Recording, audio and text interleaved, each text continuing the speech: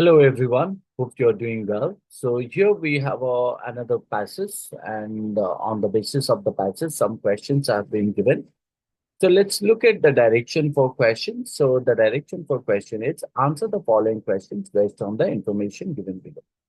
Let's go for the text and try to understand what this text is all about, and then after we'll follow with the questions with our choices.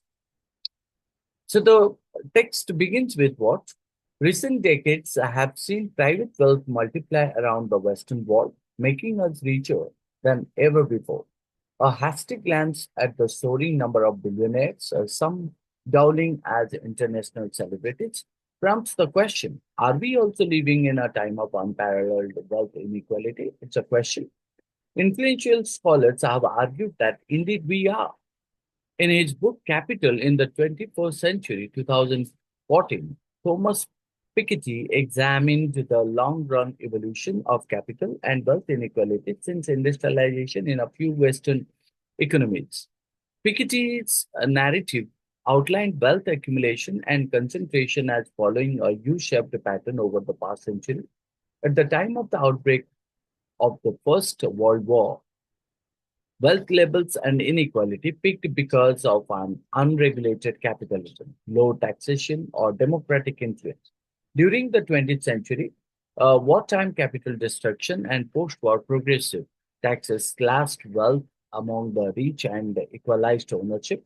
Since 1980, however, goes Piketty's narrative, neoliberal policies have boosted capital values and wealth inequality towards a historic levels. Immediately after publication, Capital generated fierce debate among economists, focused primarily on the book's theoretical underpinnings. For example, Piketty had sketched a couple of fundamental laws of capitalism, defining the economic importance of aggregate wealth. The first law stated that the share of capital income in total income, the other share coming from labor, is a function of how much capital there is in the economy and its rate of return to capital owners.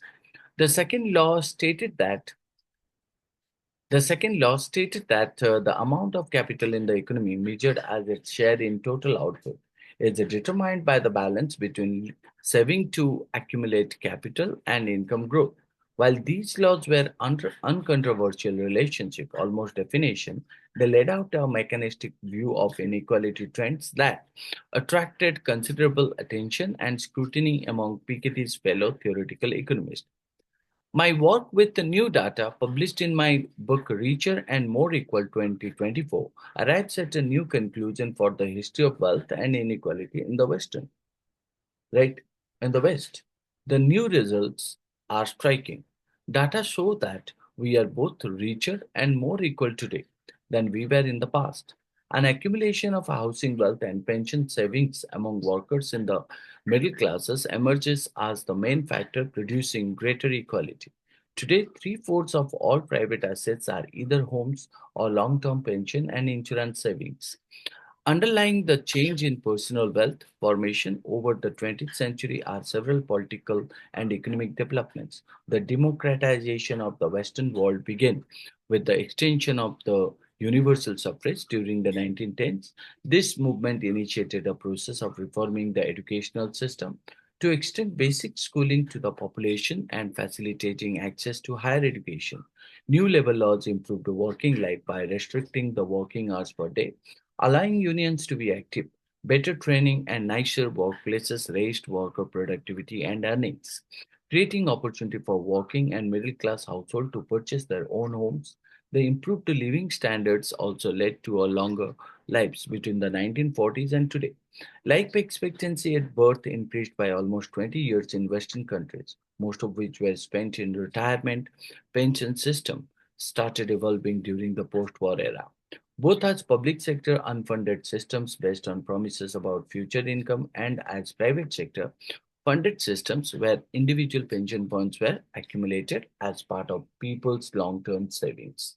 Now, so as we understood the text, now we'll go for the detailed breakdown of the text and we'll also discuss an analysis of tone, style, and main argument of the text. So if we look at the text, So what do we find out? This paragraph introduces the topic of what? Uh, if you talk about the first particular paragraph, introduces the topic of you can say that wealth inequality, right? Wealth inequality, right? Which is pointed here, unparalleled wealth inequality. So as well as if you talk about that issue of increasing inequality. It mentions the growing number of billionaires and raises the question of whether this period is marked by unprecedented wealth disparity, isn't it? Unprecedented wealth disparity, isn't it? So, if you talk about that, the paragraph sets the stage for the discussion by, you can say, suggesting that influential scholars believe we are indeed experiencing significant inequality. Okay, so similar to that, if you go to the second paragraph, what do we find out? We find out that uh, the second paragraph indicates about what? Summarizes Thomas Piketty, isn't it? So, about whom we talk about Thomas Piketty, examined the long run evolution. So, Thomas Piketty researched from his book, which is called as a Capital in the 21st Century, so which was published in the year of 2014. So Piketty analysis is what? Now analysis charts the evolution of capital and wealth inequality since you can talk about the industrialization, isn't it? So he describes a U-shaped pattern in wealth accumulation and peak inequality before World War One, followed by a period of reduced inequality during the you can say that 20th century. Right. And due to wartime destruction and progressive taxes and a resurgence of inequality since you can talk about 1980. So due to neoliberal policies. So the paragraph also notes that Piketty's theory generated significant debate among, you can talk about significant uh, significant debate among, you can talk about economists, especially concerning his fundamental laws, right? So that is what he pointed, fundamental laws of capitalism. So, and after that, the author also pointed about what, in contrast to Piketty's conclusion, this particular paragraph presents a finding from the author's own richer and more equal, so which is indicated. And then after you would find out it also considers, mm, you can say that mm, argues that contrary to Piketty's assessment and stated we are now both richer and more equal than in the past. So the paragraph attributes what? Increased equality to the accumulation of housing wealth and pension saving among middle class workers. It also outlines the political and economic changes, um, political and economic changes.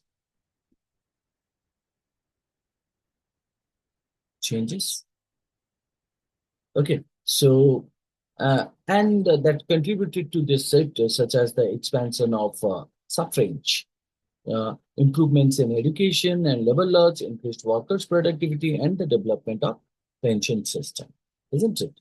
So, therefore, if you talk about that, the whole text it does nothing but what uh, presenting, we can say that the main argument of the text is indicating that what recent research suggests a more nuanced view of wealth inequality, or you can say that wealth inequality, inequality, and we can also say that in the Western world, while previous analysis like Piketty's have highlighted increasing wealth inequality, newer findings indicate that contemporary societies might actually be experiencing greater equality compared to the past. And this shift is attributed to factors such as increased housing wealth, pension savings, and various socio-political reforms. Isn't it?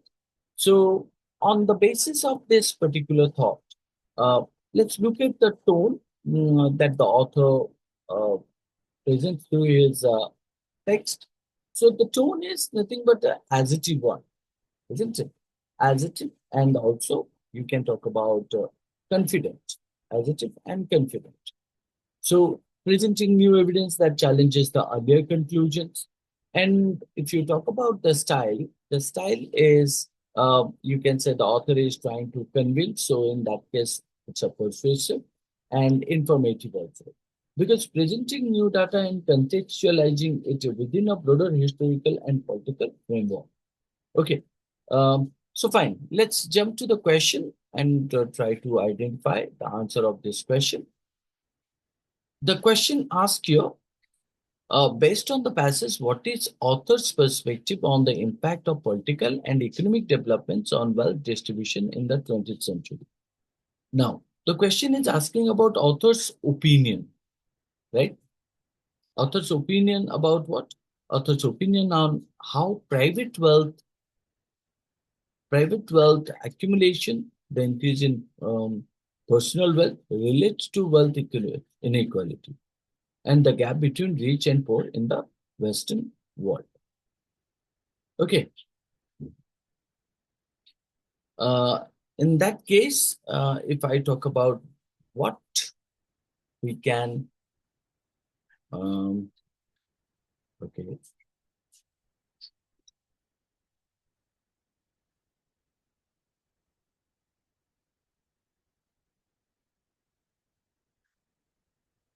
yeah. So in that case, if we talk about that, the simplified explanation of the author's perspective on the impact of political and economic developments of the author's perspective on the impact of political and economic developments on wealth distribution in the 20th century. So the question is very simple. It's asking about the author's view on how political and economic changes affected the distribution of wealth during the 20th century. Let's look at each of the choice given here. The first choice stated these developments primarily benefited the rich, increasing wealth inequality. So, on the basis of that, political and economic changes mainly helped the wealthy and made inequality worse. So, in that case, this contradicts the author's argument, isn't it? So, we cannot take this as the answer. Option two stated they played a significant role in democratizing wealth, especially among the middle class. Now, this also reflects what this also not this also reflects this actually reflects the author's view that these developments help make wealth distribution more equal, particularly benefiting the middle class, isn't it? Because as far as we understand the question, based on the wealth, what is the author's perspective on the impact of political and economic developments on wealth distribution in the 20th century? So you can say that they played a significant role in democratizing wealth, especially among the middle class, isn't it? So, in that case, we can consider option two would be the author's perspective. Let's look at the option three, which is stated the developments were largely ineffective in changing the patterns of wealth distribution. Mm, yes, if I see this option three, it implies that these changes had no impact on wealth distribution, which is you can consider incorrect according to the author's argument, right or not? So, similar to that option four, they temporarily reduced wealth inequality, but the effect was short-lived. So, this choice suggests that the positive impact of these developments on reducing uh, wealth inequality, and that was nothing but a temporary, temporary, right? So, however, the author argues that the effect was not short-lived. You can't say that, but the effect was short-lived. Effect was not short-lived, but rather had a lasting impact, isn't it? So, on the basis of that, if I talk about uh, the answer should be option two, right?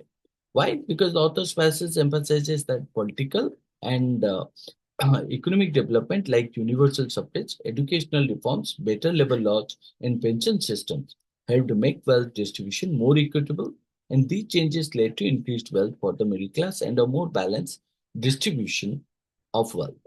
So, and we talk about option one, three, and four. Option 1 is incorrect because it contradicts the author's argument, contradicts uh, author's argument. Option 3 is incorrect because the passage indicates that these development had a uh, significant impact on improving wealth distribution, not like largely ineffective.